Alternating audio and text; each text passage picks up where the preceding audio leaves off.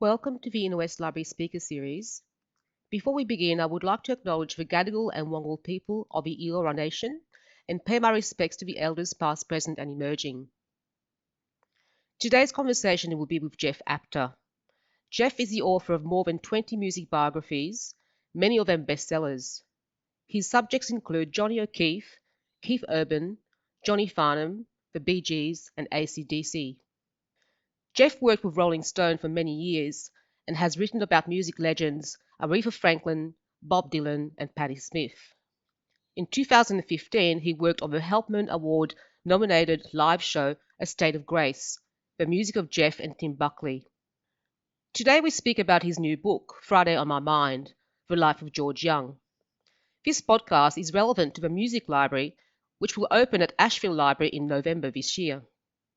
So Jeff, can you talk a little about George Young and his early relationship with Harry Vanda while staying at the Villawood Migrant Hostel? George Young and his family, he was one of 10, came to Australia in 1963. They were part of what we now know as the £10 POM scheme. And they've been invited basically over to the sunny side of Australia. And they ended up in the Villawood Migrant Hostel, which was not the most hospitable place then or now. But George one day was walking around the hostel and he heard a sound coming from the laundry room. And this is where he met Harry Vanda. Harry was from a Dutch family. He didn't speak much English, but he had played in a band in his native Holland called the Starfighters. And so while George spoke with a thick Scottish brogue and Harry spoke, as I say, very little English, they connected over music. They also bonded over the simple fact that they were strangers in a strange place. George knew very few people there outside of his family, likewise Harry.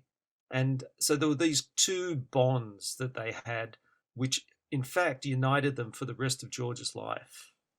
At the hostel, George and Harry met other characters who later became involved with the Easy Beats. Can you talk about Stevie Wright? It wasn't just Harry that George met at the hostel. He also met the other members of what would become the Easy Beats.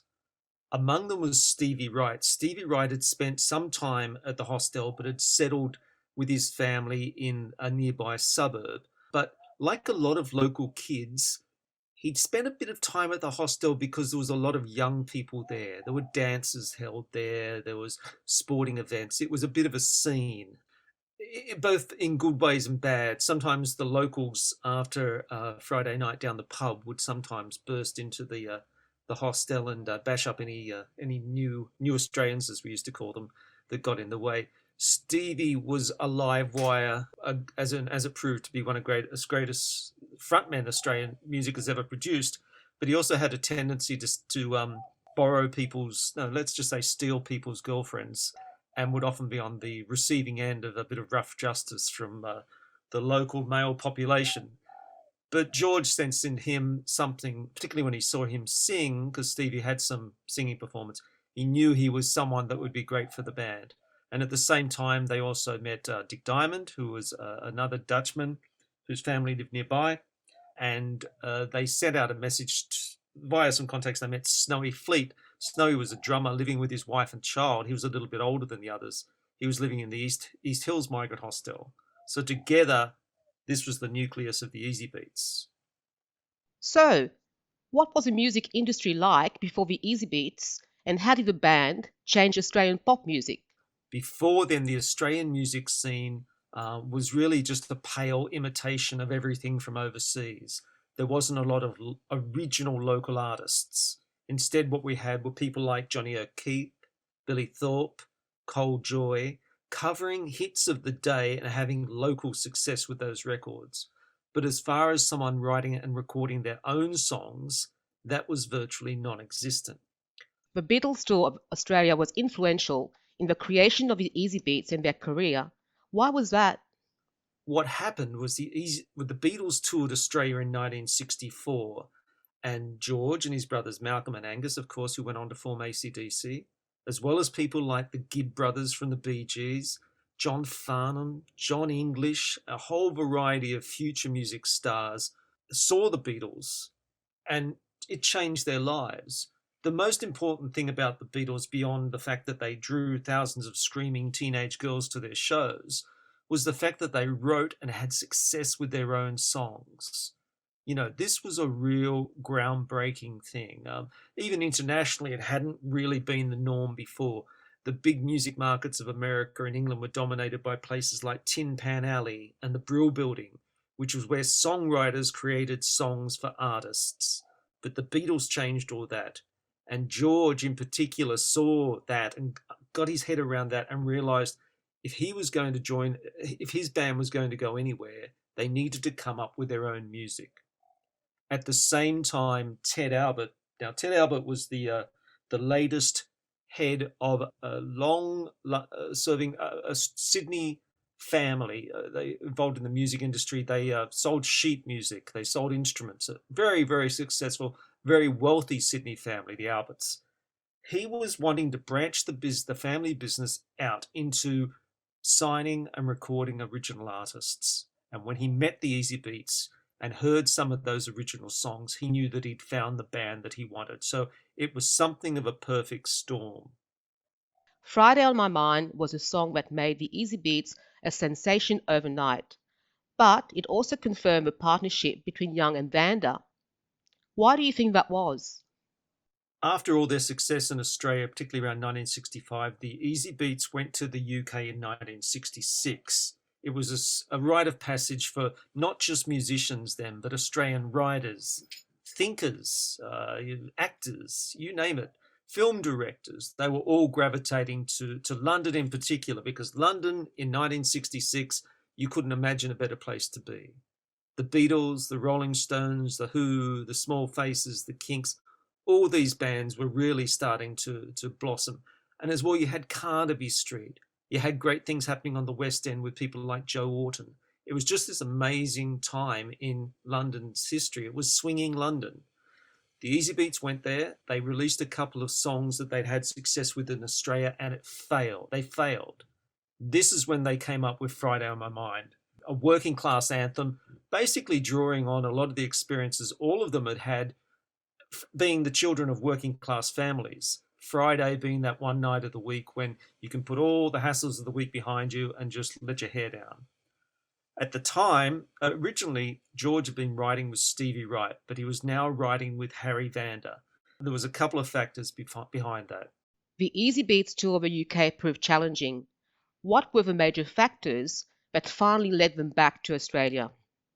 Harry's English had improved, for one thing, and also Stevie Wright, when they got to the UK, as his biographer told me quite candidly, he said Stevie was more interested in chasing supermodels than smoking pot.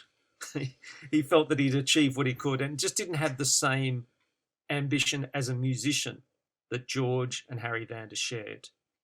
In the wake of that success, and now we're moving in 1966 into 1967, they had a lot of problems. George and Harry struggled to find a song that could match Friday on My Mind. And you have to remember, this is a period, the Beatles had released Revolver, they'd released Rubber Soul, they were working on Sgt. Pepper's. Great albums, not just great songs. Everybody seemed to be coming out with the best work of their career. But George and Harry struggled to find another song that really matched that success, despite spending months and months and months inside studios at some great expense. George later realized, and this was long after the band was done, that they were trying too hard to be too many things, trying to be too eclectic, too diverse.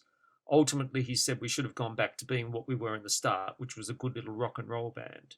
But that didn't happen. That was only with the advantage of hindsight. Ted Albert was instrumental in producing Young and Vanda to pursue a career in songwriting. How did that come about? All the time, even after the end of the Easy Beats in 1969, Ted Albert, who was back in Sydney, had been keeping in touch with George and Harry in particular. He wanted to build a music empire in Sydney that operated, that not just recorded and released music, but had their own studio. And he wanted George and Harry to be his in-house producers. But before they could do that, they served what George later called their 4-year binge, an apprenticeship essentially, where they based themselves in London, operated out of a small studio, and recorded anyone who'd walked through the doors with enough money to pay for a recording. They recorded dozens of different acts during that time. Quite often it was George, Harry, George's brother Alex, and a few other regular musicians just moonlighting under different band names. None of the songs were particularly big hits. However, it gave them a great solid grounding in how the studio worked. Eventually, when Ted Albert told them that the studio was almost ready and he wanted them to come back, he actually set them, both George and Harry, up with houses in Sydney, resettled their families, and this is where what was known as the House of Hits, the Albert Studio in Sydney, began. Ted had always been on the radar of George and Harry, even during that 4-year period. So he could see, and also he understood that the local music scene was developing. There was a lot of great acts, and George and Harry might be able to capture a bit of that magic that they had with the Easy Beats and replicate it with a number of other bands.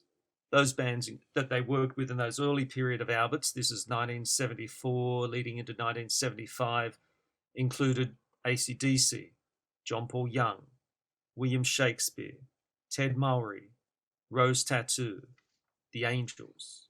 Evie, a song which lasts 11 minutes, is the longest song that Young and Vanda wrote for Stevie Wright. It's an epic which topped the charts for 26 weeks and was their first number since Friday on My Mind and first as Albert's in-house songwriters and producers. Why was his song so popular? Was it the lyrics, the music, the singer? They wanted to write a song for Stevie Wright, the former lead singer of the Easy Beats, who'd fallen on pretty hard times due to drug issues and the simple fact that he had trouble because he wasn't writing music anymore. He had trouble generating material for his own solo career, which was really just stumbling along. So George and Harry sat down and wrote a bespoke piece for Stevie, and it was called Evie. And it wasn't just some 3-minute pop song. It was a 3-part, 11-minute rock and roll opus. Malcolm Young, George's brother, played on it. Harry Vanda played on it. They basically drew all the best musicians that they could to play on this record. And Stevie Wright delivered the best vocal of his life. And the song is, I think, justifiably the best song that George and Harry ever created in their very, very lengthy career. The song was a huge hit. It was the longest running song to ever be a #1 hit anywhere in the world. At 11 minutes, it was a good 5 minutes longer than even Bohemian Rhapsody. It was a huge success, and it achieved everything that George and Harry had set out to do with Stevie Wright, which was to come up with a song that got him back on the charts. In the 70s, Stevie performed spasmodically, but there is one performance at the Sydney Opera House, which is readily available online, which probably captures him at his best. The backing band on that day included Cheetah, who were a 2-piece female band signed to Alberts, who'd recorded with George and Harry, Tony Mitchell from Sherbet, Warren Morgan, a guy who played in the Albert studio band, all the cream of Sydney musicians. And they were playing, Stevie was only doing one song on this show, which was one of those day-long performances that featured a number of bands, like a mini festival. He pulled off Evie, essentially the 11-minute long epic song, and again, just performed brilliantly. And his physical performance was amazing. But that was really the last great performance of his life. Although Stevie lived another 30-odd years, he tended to get more attention from his crimes and misdemeanors than he did from his musical career, which was one of the great tragedies of George Young's career, is that he was never really able to help Stevie beyond writing this great song for him and working on a couple of albums. Stevie still had a tendency to shoot himself in the foot. AC/DC became huge in Australia again due to Young and Vanda. One of George and Harry's main acts to work with at Alberts, and this is again the mid-70s, was AC/DC. AC/DC, most importantly, featured George's younger brothers, Malcolm and Angus. When George was with the Easy Beats, Malcolm and Angus were overwhelmed, just completely blown away by their big brother's success. They would walk around the streets of Burwood, introducing themselves as Malcolm and Angus, brother of George Young from the Easy Beats. They were just absolutely inspired by him, formed their own band, and George very astutely decided to not just produce their records, but to mentor the band. One writer very wisely said that AC/DC was George Young's revenge. And what he meant was that all the mistakes made by the Easybeats, creative mistakes and business mistakes, would not be replicated in AC/DC. So George had a very broad role with his brothers, helped them find their sound very early on. In fact, Malcolm and Angus, during the early days of AC/DC, said to George, should we be more eclectic? Should we try different genres? And he said, no, you're one of the lucky bands that's found your sound immediately. And that sound was what we now call Oz rock, the sound you heard in pubs in Sydney and Melbourne and Brisbane and pretty much all across the country, that was incredibly popular at that time. And also heard in the music of bands like Rose Tattoo and the Angels. So George's role was more than a brother, more than a producer. It was a mentor, a sort of Yoda to AC/DC. And so much of their eventual success, and they're now the I think they're rated number 6 rock and roll band of all time, just behind the Beatles, the Stones, Pink Floyd, and I think the Eagles and one other, is that he really guided them through the early stages of their career, right up to the point where they made the record Highway to Hell, and ultimately to the death of Bon Scott. ABC's Countdown was one of Australia's first music TV show which featured pop and rock music. This show was one of the main ways Australian audiences could hear and see upcoming bands such as John Paul Young, the Ted Mulry Gang, Rose Tattoo, and AC/DC. How important was Countdown? Countdown was a really huge factor, particularly in breaking AC/DC, but also all the bands that George and Harry worked with at Alberts, John Paul Young, Ted Mulry, Rose Tattoo, and so on. Countdown was the first show, really, the first Australian-produced pop show to have a national audience. And that was incredibly important because really through the 60s and into the early 70s, you could be a big star in Sydney, you could be a big star in Brisbane, you could be a big star in Melbourne, but not necessarily across the country. I was told a really good story by Herm Kovac, who's a member of the Ted Mulry Gang, who was one of the bands that really benefited from Countdown. He and the band were touring the Top End, the first time they'd ever been there. In fact, one of the first times a Sydney-based rock and roll band toured the Top End. And when they set up to play at a settlement, he was amazed to see so many people turn up. And he started speaking to the locals and he said, how do you know about us? And they looked at him and said, we have Countdown here, you know. That's how big Countdown's reach was. It got to little settlements at the Top End as much as it got to Hobart and Perth and some of the more far-flung capital cities in Australia. It also meant that these bands, when they went to tour those places, were not unknowns. They didn't have to play third on the bill to nobody. They could do headline shows.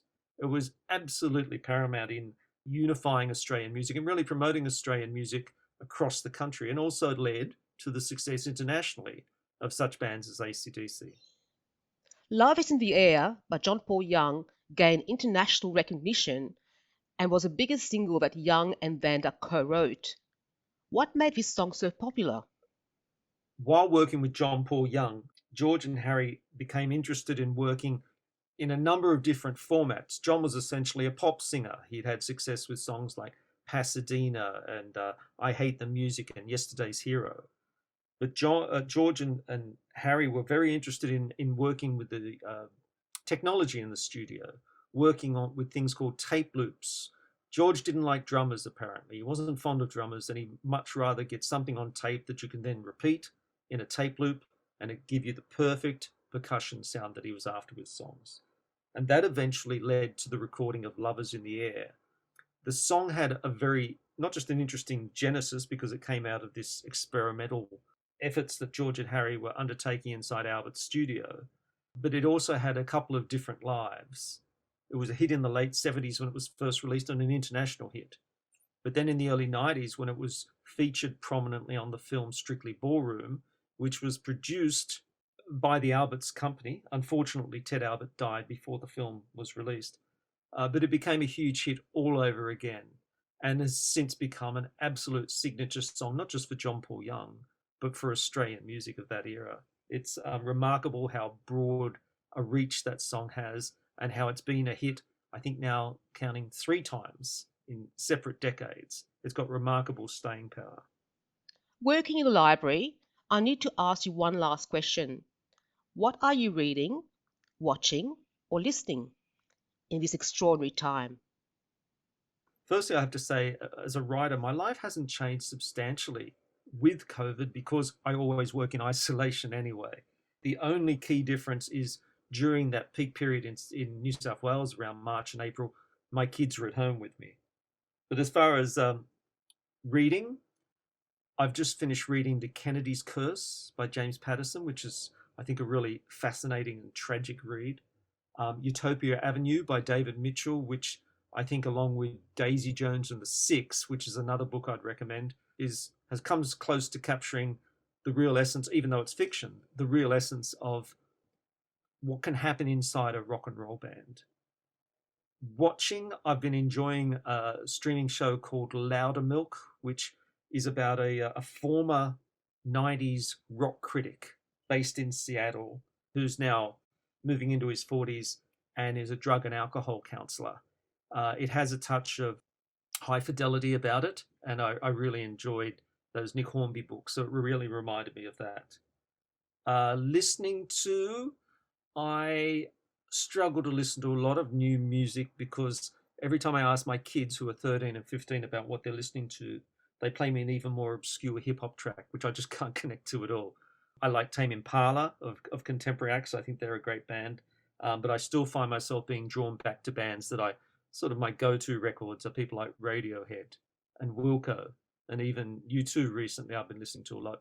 But I was raised on a diet of Dylan, David Bowie, Lou Reed, Neil Young, who to me are the greats, Joni Mitchell as well, and more recently Lucinda Williams. These are people that I'll be listening to regularly, and of course the material that when I'm writing about AC/DC, the Easy Beats, all these people, that's on high rotation in my household because it's part of the experience of writing about them. Jeff, thank you so much for your time today and for our wonderful chat. We wish you all the best for your new book, Friday on My Mind. Friday on My Mind is available at the library, but also for purchase at any bookshop. We also have several other publications by Jeff online through our ebooks. Thank you for listening, and look out for upcoming digital content through the Inner West Library's What's On and social media channels. Thank you.